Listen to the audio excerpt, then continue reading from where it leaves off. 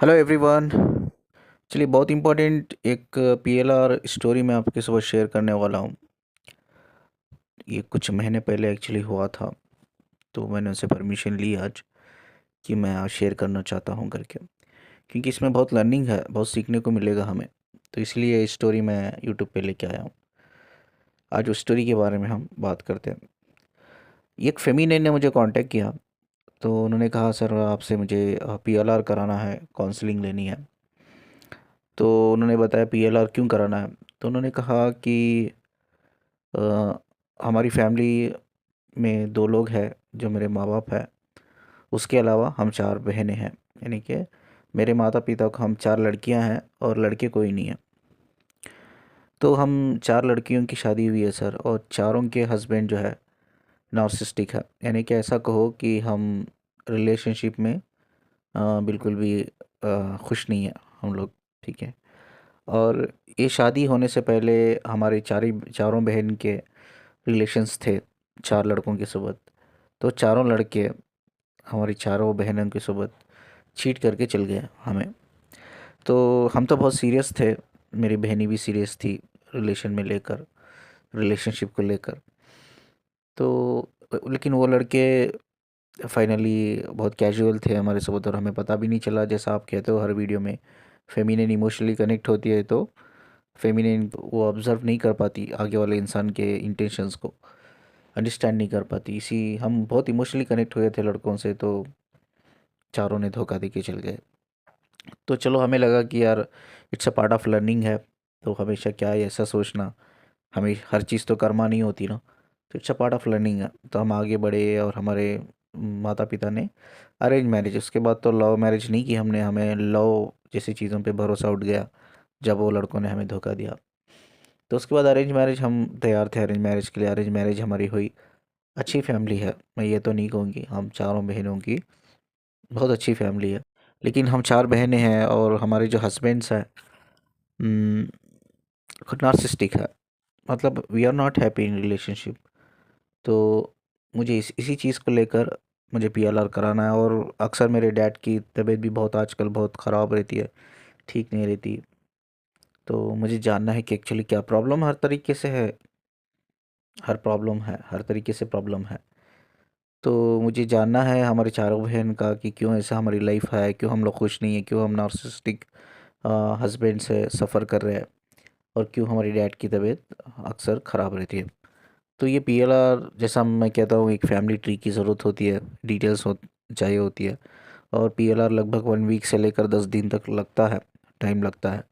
जितने ज़्यादा उसमें लोग होते हैं एनर्जी रीड करने के लिए, उतना ही ज़्यादा टाइम लगता है। तो इनका लगभग 10-15 दिन लग गए थे पीएलआर करने के लिए। बहुत पुरानी बात है, कुछ महीने पुरानी बात है। तो पीएलआर में क्या आया, मैं आपको आज बताऊंगा कि क्या रिलेटेड था पीएलआर में, ऐसा रिजल्ट क्या आया, क्या रिलेटेड था इनकी बच्चों की लाइफ से, चारों बहनों की लाइफ से। वो बॉयफ्रेंड क्यों उनको छोड़ के गए, क्यों इनके डैड की तबीयत अक्सर बीमार होती है, क्यों इनके और इनके मम्मी पापा का रिलेशनशिप भी अच्छा नहीं चला, वो भी एक नार्सिसिस्टिक रिलेशनशिप था। तो ये सब चीज़ें बहुत बहुत डीप लेवल पे पता चली पीएलआर में। और इनको रिज़ल्ट आए, उसका रिज़ल्ट आने के बाद तो इनको रीज़न पता चला कि यार हम लोगों की लाइफ ऐसी क्यों है कर। तो इनके जो डैड है is very rich person, family से भी रिच है, खुद का बिजनेस भी है। ठीक है, खुद की कंपनी चलाते हैं। और पीएलआर में ये आया है कि शादी से पहले ये इंसान कहीं फेमिनिन्स के साथ फिजिकल कनेक्शन में गए हैं। ठीक है।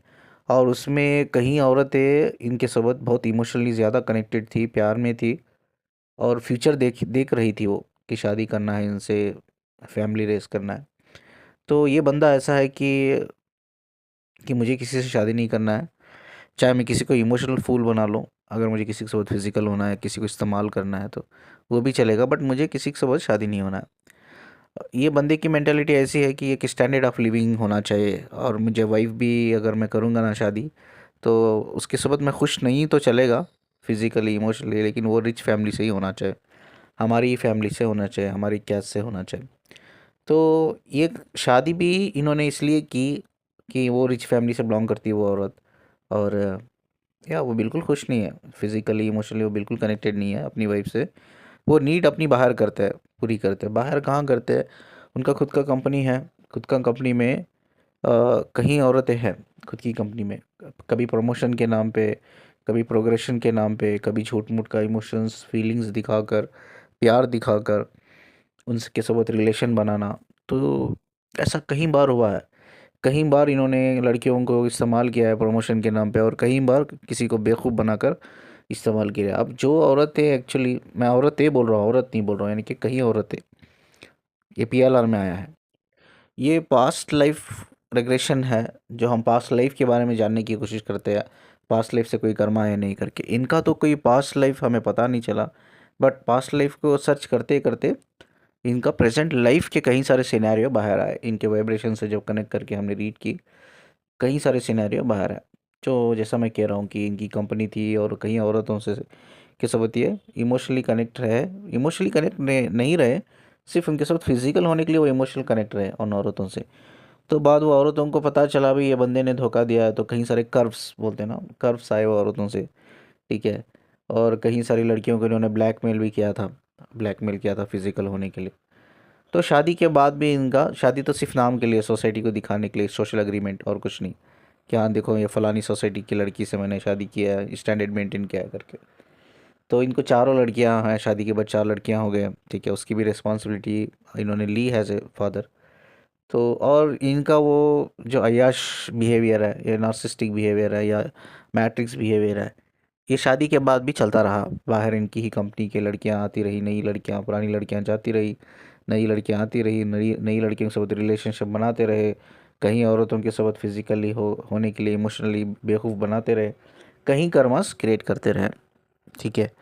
तो फाइनली क्या हुआ, जैसा जैसा बच्चे, 4 लड़कियां पैदा हुई, बड़े हुए वो लड़कियां, वो भी रिलेशनशिप में गई, because everything this is happening because of उनके जो फादर ने जो कर्मा क्रिएट किया है वो औरतों की सोबत, जो एक्चुअली, चलो कुछ लड़कियां ऐसी होती है जॉब में रहती है, प्रमोशन के लिए, प्रोग्रेशन के लिए खुद तैयार हो जाती है, फिजिकल फेवर्स देती है, वो बात अलग है, दैट्स नॉट एक्चुअली कर्मा।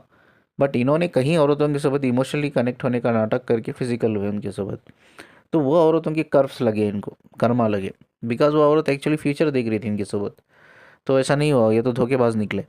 तो क्या हुआ, तो जैसा जैसा ये लड़कियां बड़े हुए, लड़कियां रिलेशनशिप में गई, ठीक है। तो लड़कियां रिलेशनशिप में जाने के बाद भी इनको भी ऐसे ही लड़के मिले जो इनको फिजिकल यूज़ करके निकल गए। तो लड़कियों को बाद भरोसा उठ गया, यार चलिए प्यार व्यार तो कुछ होता नहीं है, सिर्फ ये यूज़ करके निकल जाते हैं लड़के लोग, ठीक है, in the name of love physical होने के लिए आते हैं बस करके। तो तब इनकी अरेंज मैरिज कर दी गई, क्योंकि ये रिच फैमिली से बिलोंग करते हैं, फाइनेंशियली हमेशा स्टेबल रहे, तो अच्छी फैमिली में इनको चारों को शादी की। बट हस्बैंड अनफॉर्चुनेटली नार्सिसिस्टिक निकले, ठीक है। तो जितने सारे इनकी मम्मी ने टॉर्चर सहा है फैमिली में, वही सारे टॉर्चर ये लड़कियां अभी इनकी मैरिज में सहा रही है, ठीक है। तो बाद इनको मैंने रीज़न बताया, भाई ये आपके डैड के ही कर्मा है जो कई सारे क्रिएट किए गए हैं, ठीक है, इसी जन्म में, ये कोई पुनर्जन्म का नहीं है। इसी जन्म में जब वो आपके डैड शादीशुदा नहीं थे तब भी इन्होंने कई सारे गलत काम किए, शादी होने के बाद भी तो उन्होंने गलत काम किया। और लड़कियों ने, मतलब जो फेमिनिन मुझसे एक्चुअली कनेक्ट थी, वो कहाँ पीएलआर करवाया, उन्होंने बोला मुझे क्लियरली कि यस सर आप ठीक बोल रहे हो।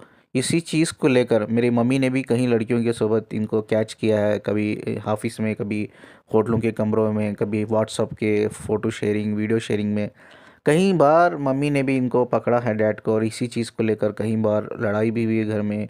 और कई बार बड़े बड़े जो हमारे फैमिली मेम्बर्स होते हैं वो कनेक्ट हुए, बात किया है, हर बार रिकॉन्सिलिएशन हो गया है। तो मम्मी को भी बात पता चला हमारी कि नहीं मेरे डैड उनको प्यार नहीं करते, बस वो सोसाइटी के लिए, दिखाने के लिए, शो ऑफ करने के लिए मुझे एक शादी करके लेके आए हैं करके। तो मम्मी ने भी इस चीज़ को एक्सेप्ट कर लिया, चलो वो मुझसे प्यार नहीं करते, मेरे साथ वो, मैं फिज़िकली खुश नहीं है, इमोशनली वो मेरे साथ खुश नहीं, चलो कोई बात नहीं, वो बाहर से कहीं मिल रहा है उनको तो ठीक है। मम्मी ने भी पूछना छोड़ दिया, और उनकी अय्याशी कभी कम कम नहीं हुई, बढ़ती ही गई, बढ़ती ही गई। अब वो बीमार होने लग गए, अब एज हो गई है उनकी, वो बीमार होने लग गए, तो अब ये सब चीज़ें उन्होंने छोड़ दी, ठीक है। लेकिन इन्होंने जब करना था बहुत कुछ चीज़ें की है। तो आज मैंने कहा कि यही जो कुछ औरतों के कर्व्स है, कर्मा है, उनकी वजह से आपकी लाइफ एक्चुअली ऐसी ख़राब हो पड़ी है। तो इन लड़कियों की लाइफ बहुत एक्चुअली ख़राब है, इतनी ख़राब है कि इनके जो हस्बैंड है एक तो नार्सिसिस्टिक है, और इनके भी हस्बैंड जो है बाहर कहीं औरतों के साथ रिलेशनशिप में है। और लड़कियों ने कहा कि उन्होंने कहा, और फेमिनिन ने कहा, सर टू बी ऑनेस्ट मैं आपको एक चीज़ बता भी देती हूँ कि हमारे हस्बैंड तो नार्सिसिस्टिक है और हम वी आर नॉट हैप्पी। हम फिज़िकल लेवल पे, इमोशनल लेवल पे हम कनेक्ट भी नहीं है। तो हमने भी रिलेशन में गए, आउट ऑफ मैरिज हम भी किसी और के साथ रिलेशनशिप में गए, लेकिन शादी से पहले भी मुझे चीटिंग हुई और शादी के बाद भी मुझे कोई बंदा मिला, वो भी मुझे चीट करके चल गया।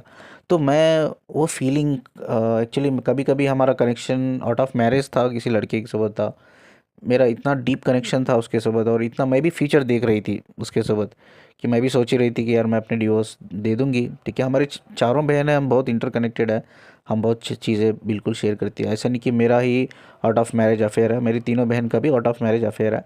और उनको जो लड़के मिले उन, ठीक है, वो भी चीट कर गए, मुझे जो लड़का मिला मुझे भी चीट करके निकल गया। और वो सेंस ऑफ फीलिंग जो होती है ना, कि आप इतना इमोशनली कनेक्ट होते हो किसी से और प्यार करते हो और आप फ्यूचर देखते हो उसके साथ। तो मैंने भी डिसाइड कर लिया था, हमारी सिस्टर ने भी डिसाइड कर लिया था, यार हमें कोई अच्छा लड़का मिलता है तो हम डिवोर्स दे देंगे, क्योंकि हम वी आर नॉट हैप्पी। ठीक है। तो वो जो सेंस ऑफ फीलिंग होती है ना, जब किसी से आप इतना डीप लेवल पे प्यार करते हो, छोड़ के चल गया अचानक से, चीट करके निकल गया। तो पहले ही हमें चीट हो गया था, हमारी शादी से पहले ही हम एक बार चीट करके निकल गया था, बट फिर से ये रिलेशनशिप में आने के बाद इतना प्रॉब्लम देखा, ये नार्सिसिस्टिक, ये कई सारे हमारे हस्बैंड को बाहर की लड़कियों के साथ, तो वी कैनॉट टॉलरेट, हम टॉलरेट नहीं कर पाए। आप सोचा कि चलो इनफ इज़ इनफ, यार हम भी इंसान है, हमें भी जीने का हक है, तो चलो वी आल्सो, हम भी बाहर जाते, प्यार को तलाश करते, तो मिले। ऐसे तो फालतू के लोग पड़े रहते हैं बाहर, फालतू के लोग मिले सर। पहले तो लगा कि यार जेन्यून इंसान है, ये है वो है करके, तो फालतू क्या इंसान ही थे वो लोग। तो कनेक्ट हुए, हमारे फिजिकली भी हुए हम उनसे। ठीक है, हम फाइनेंशियली भी हेल्प किया उन लोगों को, उन लड़कों को। तो फाइनली वो चीट करके निकल गए। तो हमें वो जो फीलिंग आ रही है ना, जो जिस तरह से हम डीप प्यार में थे, वो चीट करके निकल गए। आई थिंक ना, जो आप बोल रहे हो सर, पीएलआर, मेरे डैड ने जो कहीं औरतें उनसे इमोशनली कनेक्ट थी, उनको चीट किया है, आज वो फीलिंग हमें महसूस हो रही है कि जब इंसान आपके साथ, जब आप किसी से प्यार करते हो, इंसान चीट करके निकल जाता है, फाइनेंशियली भी फिजिकली भी, तो क्या फीलिंग होती है। तो चलिए सर, आपसे पीएलआर करा कर अब ये तो पता चला कि भाई ये मेरे डैड का एंसेस्टर कर्मा है, मेरे डैड का कर्मा है, वी आर सफरिंग इट। ठीक है, मेरी डैड की गलती की वजह से आज हम सफ़र कर रहे हैं।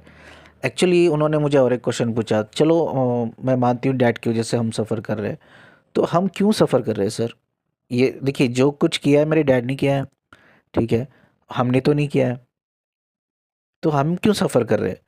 तो मैंने उनको बोला कि, उनको एक क्वेश्चन मैंने पूछा, क्या आपने ये सब चीज़ें जो आपके हस्बैंड है बाहर रिलेशनशिप में जाते हैं, बाहर रिलेशनशिप में है, क्या ये सब चीज़ें आपने बताई है। हाँ सर, हमने कई बार बताई है, कई बार मम्मी पापा है, बात की है, झगड़ा हुआ है, लड़ाई हुई है, फिर से पैचअप हो जाता है। मतलब मेरे डैड का ऐसा है कि चलो गलती हो गई, माफ़ कर दो, आगे बढ़ो, भूल जाओ उसको, भूल के आगे बढ़ो। तो एक्चुअली मुझे भी ऐसा लगता था कि कॉमन है करके, मेरे डैड भी किया है, मेरी मॉम भी लड़ती थी इस चीज़, मुझे भी लगा कि कॉमन है ये चीज़ें करके। तो चलो, मेरे फादर भी वही बोलते हैं, बेटा कॉमन है, ठीक है चलो छोड़ दो करके। तो लेकिन मेरे डैड को ना अंदर से बहुत पेन होता था सर। एक चीज़ मैं आपको बताऊं, वो सामने आते थे, मेरे हस्बैंड को भी डांटते थे, मुझे भी डांटते थे, फैमिली में बैठ के बात करके हमें पैचअप करा देते थे झगड़े को। ठीक है, बट मैंने उनको हमेशा देखा है, जब से हमने प्रॉब्लम शेयर करना शुरू की, हम चार बहनें भी शेयर करती थी कि हमारे हस्बैंड बाहर किसी और लड़कियों के साथ लगे हुए हैं। ठीक है, हम हमें टाइम नहीं देते, हमें वो सब चीज़ें जो नहीं देते, जो एक औरत को भी चाहिए मर्द से या हस्बैंड से। तो जब हम उनके साथ शेयर करते थे ना, वो कुछ बोलते तो नहीं है, मतलब वो साइलेंट हो जाते हैं, वो पता नहीं, एक एक बहुत गहरी सोच में चल जाते हैं, वो तन्हाई में चल जाते हैं, वो सोचने लगते हैं कुछ। तो उसके बाद तो हमें बताना ही छोड़ दिया उनको कि ये सब प्रॉब्लम होती है, झगड़े होते हैं। पहले बहुत बताते थे, हम चारों बहन ने डिसाइड किया कि आप अभी डैड को नहीं बताते ये सब चीज़ें, तो उनको बहुत प्रॉब्लम हो रही है। तो तब जाके मैंने बोला, यस एक्चुअली, देखिए ये प्रॉब्लम आपको क्यों हो रही है, आपने कोई कर्मा नहीं किया है, आपके डैड ने कर्मा किया। लेकिन जब आप अपने डैड को बता चुके हैं, चारों लड़कियां जाकर, जो वो गहरी सोच में जा रहे हैं ना, नाउ ही इज़ रियलाइजिंग, आपके डैड रियलाइजिंग कर रहे हैं कि जो गलतियां मैंने शादी से पहले, शादी के बाद, और कितनी जो इमोशनली औरतें मुझसे कनेक्ट थी, जैसा उनको चीट किया मैंने, हर्ट किया है ना, वो कर्मा है, वो कर्व्स लगा है मुझे। अब वो सोच रहे हैं इस चीज़ को, अब वो पेन को रियलाइज़ कर रहे हो। अब उनके अंदर पेन, इतना सारा पेन है, जिसकी वजह से उनकी आगे धीरे धीरे जाकर हेल्थ ख़राब हो रही है, आगे जाकर ऑलमोस्ट यही कर्मा उनको एक इतना डीप लेवल पे लेके जाएगा, यही कर्मा की वजह से वो घुट घुट के मरेंगे।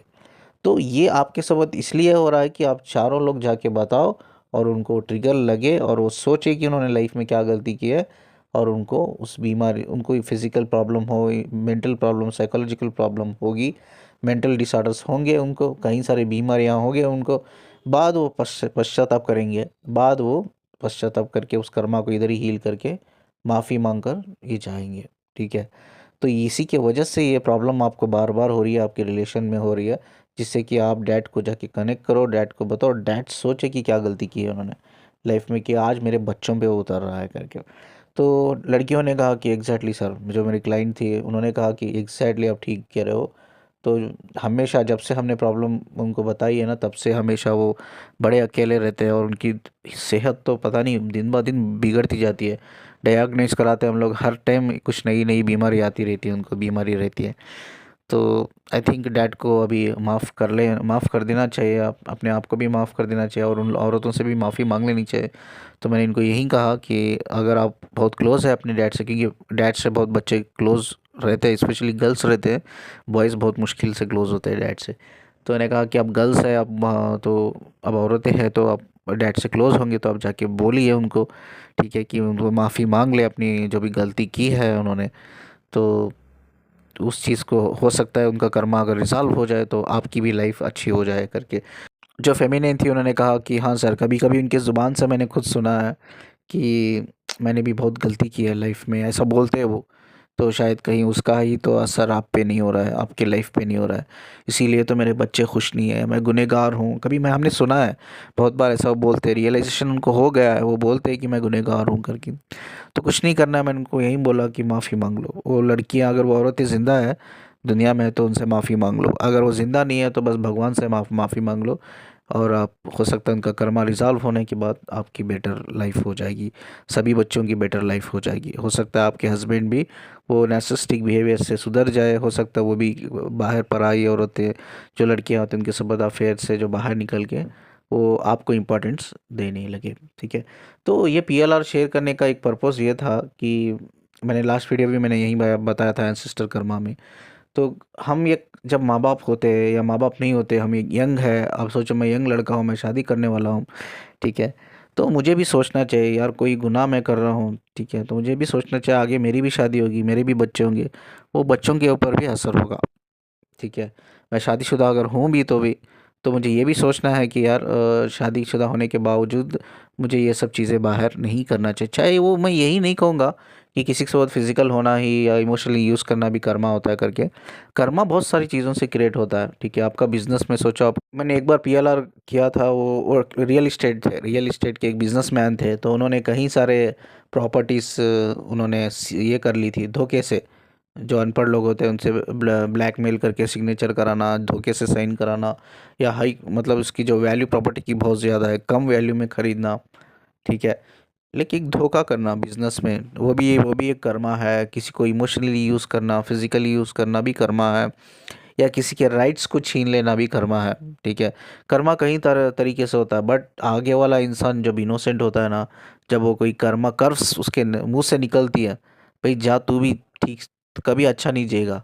ठीक है। देख तू मुझे धोखा दिया है ना, अगर वो बंदा जो ये लफ्ज़ बोल रहा है ना, अगर वो बंदा सच में इनोसेंट है, जेन्यून बंदा है, गरीब बंदा है, उसकी कुछ लॉस हो रहा है आपकी वजह से, प्रॉब्लम हो रही है उसको, अगर वो कर्व्स अपनी ज़ुबान से कर्व्स निकाल दिया ना, तो सोचो वो इसी लाइफ में आप भी सफ़र करोगे, आपके आने वाले बच्चे भी सफ़र करेंगे, और आपके बच्चों के जो बच्चे होंगे वो भी सफ़र करेंगे। ठीक है। इसको बोलते हैं एंसेस्टर कर्मा। तो एक इंसान को हमेशा याद रखना चाहिए, चाहे वो शादी से पहले हो या शादी के बाद हो, ऐसी कोई गलती ना करे। या इवन अगर वो बिज़नेस में हो तो बिज़नेस में मतलब बहुत लॉयल रहे, ऑनेस्ट रहे। ठीक है। गरीबों का कोई हिस्सा या गरीबों का कोई प्रॉपर्टी को धोखे से लेना या उनको धोखा करना, ये सब ठीक चीज़ें नहीं है।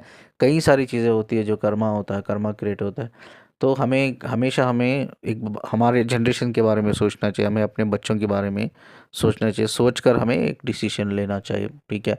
ये इतना आसान नहीं है कर्मा, हमें लगता है दुनिया नहीं देख रही है तो हम बच गए हैं, हमारे पास पैसा है तो हम ख़रीद लेंगे, ठीक है, कानून को ख़रीद लेंगे, हम पुलिस को ख़रीद लेंगे, हम बच जाएंगे। ठीक है। तो हमें ऐसा लगता है। तो आई थिंक बच भी जाओगे, आपके पास पैसा है तो आप बच भी गए होंगे, बच भी जाओगे, दुनिया भी नहीं देख रही होगी, दुनिया के सामने आप महान हो, हीरो हो, लेकिन बट यूनिवर्स किसी को नहीं छोड़ता, ये चीज़ याद रखिए।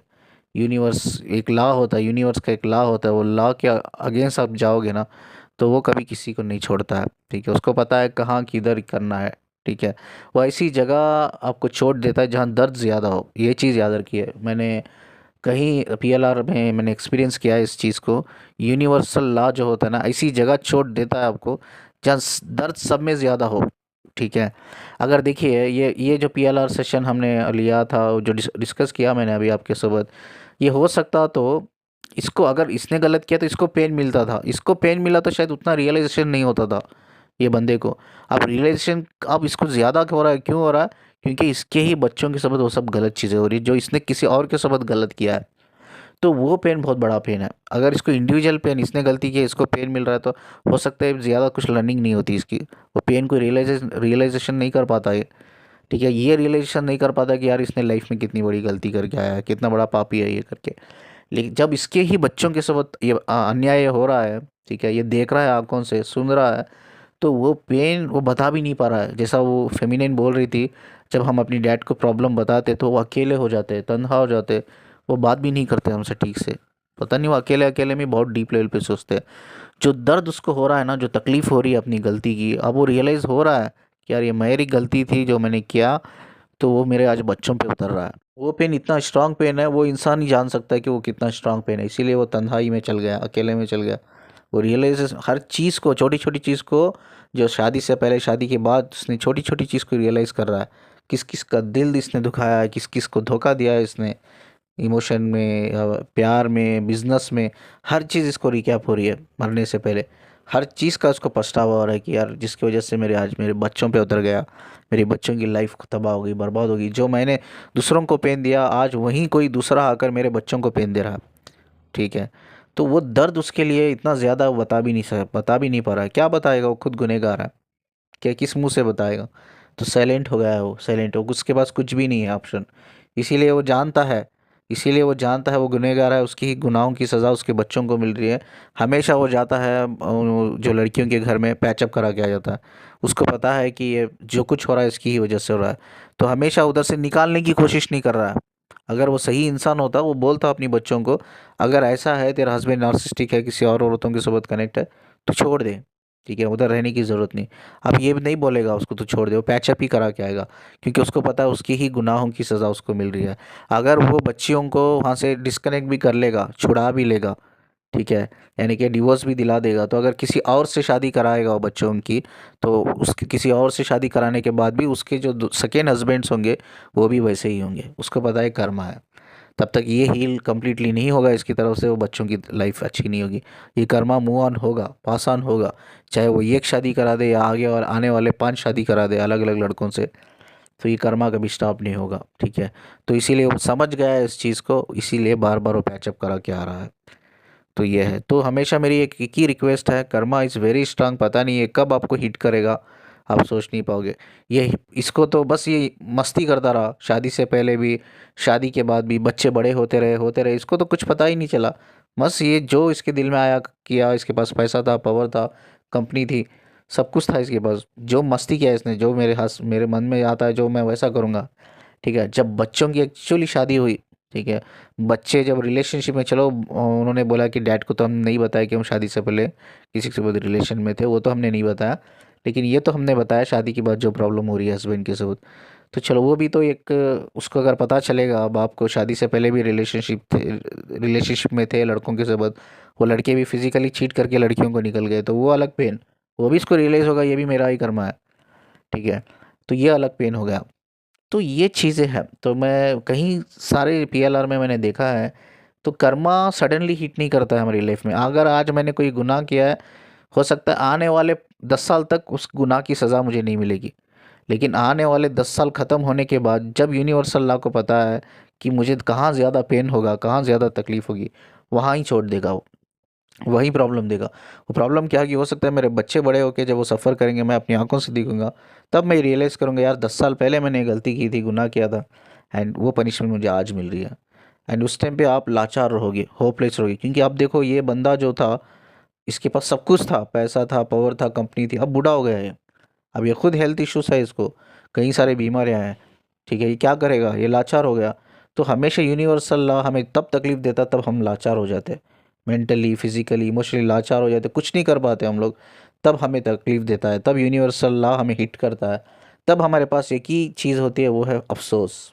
किसी कोने में बैठो अकेले में, तन्हाई में, अफसोस करो, अपने बच्चों को तड़पते हुए देखो, अफसोस करते रहो, ठीक है। तो आई थिंक कि ये बहुत वैल्यूबल इंपॉर्टेंट इन्फॉर्मेशन है सभी के लिए। कोई भी अगर मेल भी सुन रहा है, फीमेल भी सुन रहा है, प्लीज़ हमेशा याद रखिए, कर्मा सडनली हिट नहीं करता है। ये समय, सही समय का वेट करता है, तब जाके कर्मा हिट करता है आपकी लाइफ में। कई सारे पीएलआर में ये निकला है, मैं खुद प्रैक्टिकली रीड किया है इस चीज़ को, ठीक है। तो हमेशा कुछ गलत करने से पहले हम अपने बच्चों के बारे में एक बार सोच लें। चलिए वीडियो को क्लोज करते करते एक इम्पोर्टेंट बात बता के क्लोज कर देता हूँ वीडियो को।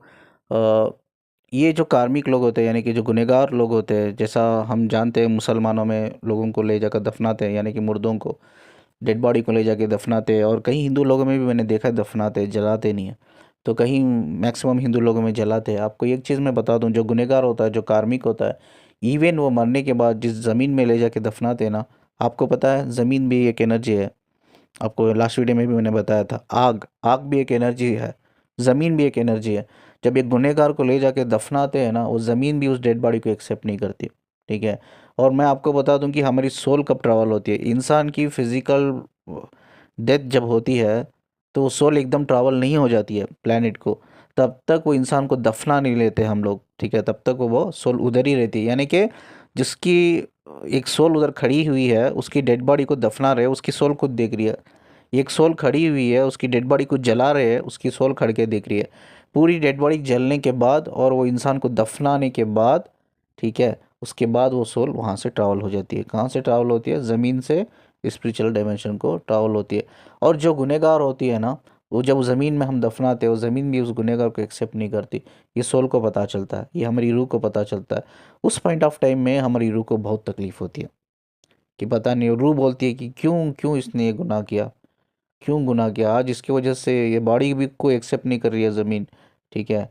और ये इसकी वजह से मुझे भी तकलीफ़ हो रही है, ठीक है। एक डेड बॉडी जल रही है, एक सोल खड़ के देख रही है, उसको तकलीफ, डेड बॉडी तो जल रही है उधर आग में, लेकिन सोल को तकलीफ हो रही है। सोल बोल रही है क्यों इतना गुनाह किया इसने, क्यों किया गुनाह इसने, ये गुनाह नहीं करता तो आज मुझे इतनी तकलीफ नहीं होती। वो बहुत दुख से, तकलीफ से ये अर्थ प्लेनेट से छोड़ को डायमेंशन को जाती है। वो बहुत तकलीफ होती है, सोल को बहुत तकलीफ होती है। मैं कुछ करे या ना करे, कर्मा मत क्रिएट करो। किसी का दिल दुखाना बहुत बड़ा गुनाह है, किसी का दिल दुखाना बहुत बड़ा गुनाह है। स्पेशली जब किसी का दिल दुखा रहे हो, वो इंसान इनोसेंट इंसान है, बहुत अच्छा इंसान है, साफ सुथरा इंसान है, ईमानदार इंसान है, गरीब इंसान है, वैसे इंसान का तो दिल कभी नहीं दुखाना चाहिए। वो अपनी ज़ुबान से बदवा दे या ना दे, लेकिन उसकी सिचुएशंस बदवा देती है आपको, उसके हालात, जिसकी वजह, आपकी वजह से उसके जो हालात हुए हैं ना, वो हालात बदवा देती है आपको, ठीक है। ये बहुत डेप्थ की चीज़ें लोगों को समझ में नहीं आएगी, इसीलिए मैं वीडियो पे लेके आ रहा हूँ। लोग सिर्फ ट्विन फ्लेम के पीछे पड़े हुए हैं, बॉडी माइंड के पीछे पड़े हुए हैं। ये सब चीज़ें सीखनी चाहिए, ये सब चीज़ें सुननी चाहिए। ये सीखोगे, सुनोगे, तो तभी तो एनलाइटमेंट में जाओगे, तभी तो एक डिज़ायर पैदा होगा हमारे अंदर कि भाई हमें एनलाइटमेंट में जाना है। हम स्पिरिचुअल अवेकनिंग प्रोसेस में ऑलरेडी है, मेहनत करो, एनलाइटमेंट में जाओ, और इन सब चीज़ों से छोड़ दो, ये सब चीज़ों से छोड़ दो। कुछ नहीं मिलेगा सिवाय लाश के। ये कर्मा की वजह से आपकी सोल भी सीधा जैसा ही ट्रैवल होगी ना, इस अर्थ से लेकर उनके जो भी डायमेंशन बिलोंग करती है, वहाँ से ट्रैवल होने के बाद उसको एक ही चीज़ मिलेगी, वो है डार्क नाइट ऑफ सोल। वो चूज़ करेगी एक ही चीज़, डार्क नाइट ऑफ सोल। तब तक ये कर्मा कंप्लीटली क्लींस नहीं होते, हील नहीं होते, और डार्क नाइट ऑफ सोल में रहती है। यानी कि जैसा मैंने प्रीवियस वीडियो में बताया, एंसेस्टर कर्मा में, जैसा कोई एक इंसान, यानी कि एक सोल रिस्पॉन्सिबिलिटी लेती है, मैं जाऊंगी, मैं ज़मीन पे जाके कर्मा हील करके आऊँगी, तब तक वो एक सोल इधर आकर कर्मा को हील नहीं करती, क्लींस नहीं करती एंसेस्टर के, तब तक सोचो कि वो डार्क नाइट ऑफ सोल में रहते हो सब। तो हमेशा you should be very careful, Karma जब क्रिएट कर रहे हो, मेक श्योर कि ना करो, किसी का दिल ना देखो, ठीक है। अपने हाथों से जो होता है दे दो, दूसरों का कभी छीनो मत। आपको पता होगा कि लगभग it's like around 10 to 14 days तक ये हमारे हाथ के जो नाखून है ना, नाखून बढ़ते हैं। इवन डेड बॉडी मरने के बाद भी एक कुछ पार्ट ऑफ एनर्जी रहती है, जिंदा रहती है बॉडी के अंदर, जिससे हमारे स्किन का टेक्सचर चेंज होता है, हमारे सर के बाल बढ़ते हैं, हमारे नाखून जो उंगलियों के नाखून होते हैं नाखून बढ़ते हैं, आँखों की जो पुतलियाँ होती है पुतलियाँ बड़ी छोटी होती रहती है। तो ये कुछ सर्टेन पार्ट ऑफ एनर्जी होती है, जब वो हम जलाते हैं उसको तकलीफ़ होती है, जो गुनहगार होते हैं, जो दफनाते हैं हम लोग, जो गुनहगार होती है, गुनहगार होता है या होती है, उसको तकलीफ़ होती है। तो अगर वो अच्छा इंसान हो, उस अच्छा इंसान बनकर जिया हो, उसके अंदर एक अच्छी रूह थी, तो ज़मीन इजाज़त देती है, जो ज़मीन प्रोटेक्ट करती है। ज़मीन जो कीड़े-मकोड़े होते हैं बोलती है कि इसको तकलीफ़ नहीं होना चाहिए, इसके अंदर एक नेक रूह रहकर गई है। उसी तरह से आग कहती है कि एक नेक रूह, एक अच्छी रूह रहकर इससे गई है, एक अच्छा इंसान था ये, तो इसको तकलीफ़ नहीं होनी चाहिए जब ये जलेगा। तो उसी तरह से लेकिन जब वो नेगेटिव इंसान होता है, कार्मिक इंसान होता है, उतनी ही ज़्यादा तकलीफ़ होती है। डेड बॉडी को भी होती है और उसकी रूह को भी होती है। जो बॉडी को दफ़नाते ज़मीन खुद इजाज़त देती है, जाओ। सांपों को इजाज़त देती है, आपको पता है ज़मीन की एक लैंग्वेज होती है। सांपों को, कीड़ों को, मकोड़ों को इजाज़त देती है, जाओ खाओ जाओ, ये तुम्हारा खाना है, तुम्हारा डिनर है, लंच है, तुम्हारा ब्रेकफास्ट है, जाओ खाओ, मज़ा करो। ज़मीन इजाज़त देती है, बस सांप मकोड़े कीड़े खाते हैं उसको, ठीक है। लगभग ना ये 10 से 14 दिन तक वो सर्टेन पार्ट ऑफ एनर्जी रहती है, जो कहा कि जिससे कुछ रिएक्शंस होते हैं बॉडी के अंदर, नाखून बढ़ना, बाल बढ़ना, आँखों की पुतलियाँ, स्किन का टेक्सचर चेंज होना। तो इसीलिए ना, तो ज़रूर हमें इस चीज़ का ख़्याल रखना चाहिए भाई, आज नहीं तो कल हम सब मरने वाले हैं। तो इसका ख़्याल रखेंगे हम कि ऐसा कोई गुनाह ना करें हम लोग, जिससे ज़मीन भी हमसे नफ़रत करे, जिससे आग भी हमसे नफ़रत करे, ठीक है। इस खूबसूरत बात को बोलकर मैं वीडियो को एंड करता हूँ। और स्क्रीन पे नंबर देख रहे होंगे आप, मुझे काउंसलिंग के लिए, पीएलआर के लिए मुझे कांटेक्ट कर सकते हो। और वीडियो को जितना हो सके शेयर करते हो ना, लाइक करते हो ना, शेयर भी कर देना, क्योंकि हो सकता है कहीं लोग फैमिली कर्मा में, पेरेंट्स कर्मा में, एंसेस्टर कर्मा में फंसे होंगे, उनको हेल्प होगी ये सब चीज़ें समझने में, जानने में, एक विजडम हासिल करने में। और चैनल को सब्सक्राइब करना मत भूलना, जाते जाते चैनल को सब्सक्राइब करना मत भूलना। मुझसे कनेक्ट रहने के लिए, मुझे सुनने के लिए शुक्रिया जी। अल्लाह हाफिज़।